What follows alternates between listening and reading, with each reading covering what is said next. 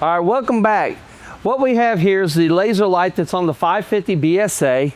It's not working properly, so we have to replace the laser light.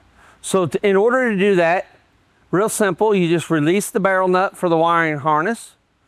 Then you take an Allen wrench, loosen up the clamp,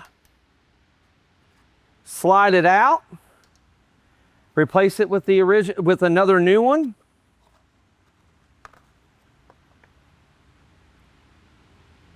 Checking to make sure that the line is going down. And we're just going to snug it so that way we could go and maneuver to line up the line on 0. Plug it back in. Tighten down the barrel nut. Once it's still loose, then we could go ahead to our control panel. Flip on the laser light. Now we can move that laser light where it's on 0, which is the cut in the plate. That will line up the one angle of it.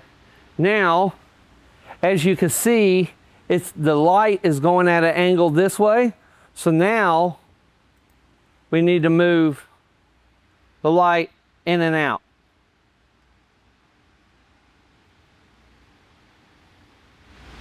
Doing this a couple times, put it there, then go walk to the end of the machine and then see if it's lined up. You can lower your blade down.